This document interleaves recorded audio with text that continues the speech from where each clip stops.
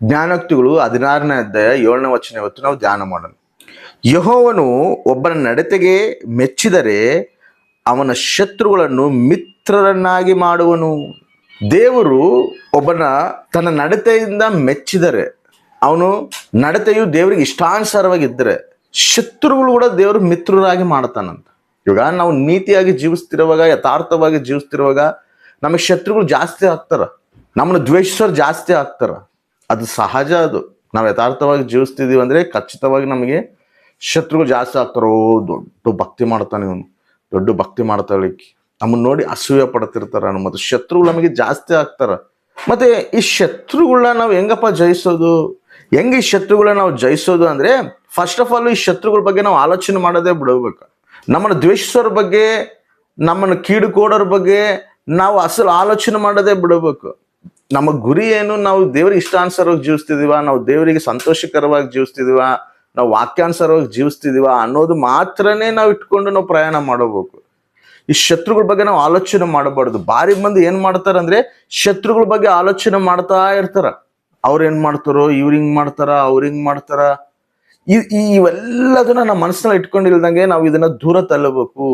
ನಾವು ದೇವ್ರಿಗೆ ಇಷ್ಟಾನುಸಾರವಾಗಿ ದೇವ್ರ ಚಿತ್ತನ ನೆರವೇರಿಸ್ತಿದ್ದೀನ, ದೇವ್ರ ಉದ್ದೇಶನ ನೆರವೇರಿಸ್ತಿದ್ದೀನ, ದೇವ್ರಿಗೆ ಸಾಕ್ಷಿಯಾಗಿ ನಾನು ಜೀವಿಸ್ತಿದ್ದೀನ, ದೇವ್ರಿಗೆ ಸಂತೋಷಕರವಾಗಿ ನಾನು ಜೀವಿಸ್ತಿದ್ದೀನ ಅನ್ನೋ ಒಂದು ಆಲೋಚನೆ ಇಟ್ಕೊಂಡೇ ನಾವು ಪ್ರಯಾಣ ಮಾಡಬೇಕು.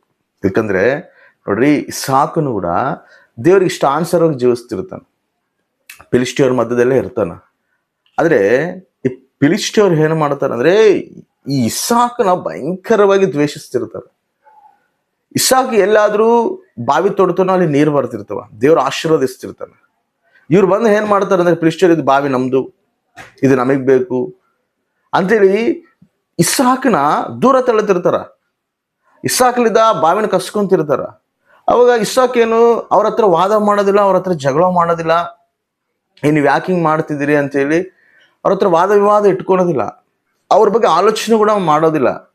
ಸರಿ ತಗೋರಿ ಅಂತೇಳಿ ತಾನು ಮತ್ತೆ ದೇವ್ರಿಗೆ ಕನೆಕ್ಟ್ ಆಗಿ, ದೇವರು ಅಪ್ಪ ನಾನು ನಿನಗೆ ಹೆಂಗೆ ಇಷ್ಟಕರವಾಗಿ ಜೀವಿಸ್ಬೇಕು, ನನ್ನ ಪಿತೃಗಳು ಹೆಂಗೆ ನಿನಗೆ ಸನ್ನಿಹಿತರಾಗಿ ಜೀವಿಸಿದಾರೋ ಹಂಗೆ ನಾನು ಜೀವಿಸ್ಬೇಕಂತೇಳಿ ದೇವ್ರ ತಲೆ ಯಥಾರ್ಥವಾಗಿ ಜೀವಿಸಕ್ಕೆ ಪ್ರಯಾಣ ಮಾಡ್ತಿರ್ತಾನೆ. ಮತ್ತೆ ಎಲ್ಲಿ ಬಾವಿ ತೋಡ್ತಾನೆ, ಮತ್ತೆ ಅಲ್ಲಿ ಬರ್ತಾರ, ಮತ್ತೆ ಬಂದು ಜಗಳ ಆಡಿ ಅದನ್ನ ಮತ್ತೆ ಕಸ್ಕೊಂತಾರ. ಈ ರೀತಿಯಾಗಿ ನಡೀತಿರುವಾಗ ಇವ್ರೆಲ್ಲರ ಬಗ್ಗೆ ಆಲೋಚನೆ ಮಾಡೋದಿಲ್ಲ, ಇವ್ರ ಬಗ್ಗೆ ಬಾಧನೂ ಪಡೋದಿಲ್ಲ, ಯಾಕೆ ಹಿಂಗ್ ಮಾಡ್ತಾರ ಅಂತ ಹೇಳಿ ಕೃಂಗೋದಿಲ್ಲ. ನಾನು ನನ್ನ ತಂದೆ ಚಿತ್ತಾನುಸಾರ ನಡಿಬೇಕು, ನಾನು ದೇವ್ರ ಉದ್ದೇಶ ಪ್ರಕಾರ ನಾನು ಜೀವಿಸ್ಬೇಕು, ನನ್ನ ಪಿತೃಗಳು ಹೆಂಗ ದೇವ್ರಿಗೆ ಕನೆಕ್ಟ್ ಆಗಿ ನಡೆದಿದ್ದಾರೋ ಹಂಗ ನಾನು ದೇವರಿಗೆ ಸನ್ನಿಹಿತನಾಗಿ ನಡಿಬೇಕು ಅನ್ನೋ ಆಲೋಚನೆ ಪ್ರಕಾರ ನಡೀತಿರ್ತಾನ. ಇಸಾಕನ ದೇವರು ಆಶೀರ್ವದಿಸ್ತಿರ್ತಾನ. ಆದ್ರೆ ಈ ಫಿಲಿಷ್ಟಿಯರು ಏನು ಮಾಡ್ತಾರೆ ಅಂದ್ರೆ, ಅರೆ ನಾವು ಎಷ್ಟು ಇಸಾಕನ ದ್ವೇಷಿಸ್ತಿದ್ರು ಕೂಡ ಇಸಾಕು ಯಾವ ರೀತಿಯಲ್ಲಾದ್ರೂ ಕೂಡ ನಮಗೆ ವಿರುದ್ಧವಾಗಿ ಸ್ಪಂದಿಸ್ತಿಲ್ಲಲ್ಲ, ಇಸಾಕ್ ಎಲ್ಲಿ ಹೋದ್ರು ಕೂಡ ಅಲ್ಲಿ ಆಶೀರ್ವಾದ ಐತಲ್ಲ, ಆಶೀರ್ವಾದಿಸ್ತದನಲ್ಲ ದೇವ್ರ ಅಂತ ಹೇಳಿ ಇವ್ರು ಏನ್ ಮಾಡ್ತಾರಂದ್ರೆ ಮತ್ತೆ ಫಿಲಿಷ್ಟಿಯರು ಬಂದು ಇಸಾಕನ ಜೊತೆ ಸ್ನೇಹ ಮಾಡ್ತಾರೆ. ಅದಕ್ಕೆ ಹೇಳ್ತಾನ ದೇವ್ರು, ಒಬ್ಬನ ನಡತೆನ ನೋಡಿ ತನ್ನ ಶತ್ರುಗಳ ಮಿತ್ರಗಳಾಗಿ ನಾನು ಮಾಡ್ತೀನಿ. ಆಮೇನ್. ನೋಡ್ರಿ, ನಮ್ಗೆ ಯಾರಾದ್ರೂ ಶತ್ರುಗಳು ಇದಾರಪ್ಪ ಅಂದ್ರೆ ಅವ್ರ ಬಗ್ಗೆ ನಾವು ಆಲೋಚನೆ ಮಾಡಬಾರ್ದು. ನಮಗೆ ದೇವ್ರು ಏನು ಆಲೋಚನೆ ಕೊಟ್ಟನೋ, ದೇವ್ರ ಉದ್ದೇಶ ನಮ್ಮ ಪಕ್ಷ ಏನಾಯ್ತೋ ಗ್ರಹಿಸಿ ಆ ಚಿತ್ತಾನುಸಾರವಾಗಿ ನಾವು ಜೀವಿಸುವಂತವ್ರಾಗಿರ್ಬೇಕು. ಆ ರೀತಿ ನಾವು ಪ್ರಯಾಣ ಮಾಡ್ತಿರುವಾಗ ಶತ್ರುಗಳು ಕೂಡ ದೇವ್ರ ಮಿತ್ರಗಳಾಗಿ ಮಾಡ್ತಾನ. ನಾವು ಶತ್ರುನ ಗೆಲ್ಲಬೇಕಪ್ಪ ಅಂತ ಹೇಳಿದ್ರೆ ನಾವು ಅವ್ರ ಹತ್ರ ನಿಂತ್ಕೊಂಡು ವಾದ ವಿವಾದ ಮಾಡಬಾರ್ದು, ಅವ್ರ ಹತ್ರ ನಿಂತ್ಕೊಂಡು ನಾವು ಜಗಳ ಮಾಡಬಾರ್ದು, ಅವ್ರನ್ನ ನಾವು ದ್ವೇಷಿಸಬಾರ್ದು, ದೂಷಿಸಬಾರ್ದು.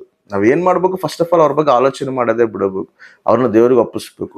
ನಾವ್ ಹೆಂಗ್ ದೇವ್ರ ಚಿತ್ತಾನುಸಾರ ಜೀವಿಸ್ಬೇಕು, ನಾವು ದೇವ್ರಿಗೆ ಹೆಂಗ ಮಹಿಮಕರವಾಗಿ ಜೀವಿಸ್ಬೇಕು ಅನ್ನೋ ರೀತಿಯಲ್ಲಿ ನಾವು ನಡೀತಾ ಇದ್ರೆ ನಮ್ಮ ನಡತೆನ ನೋಡಿ ಶತ್ರುಗಳು ದೇವ್ರ ಮಿತ್ರಗಳಾಗಿ ಮಾಡ್ತಾನಂತ.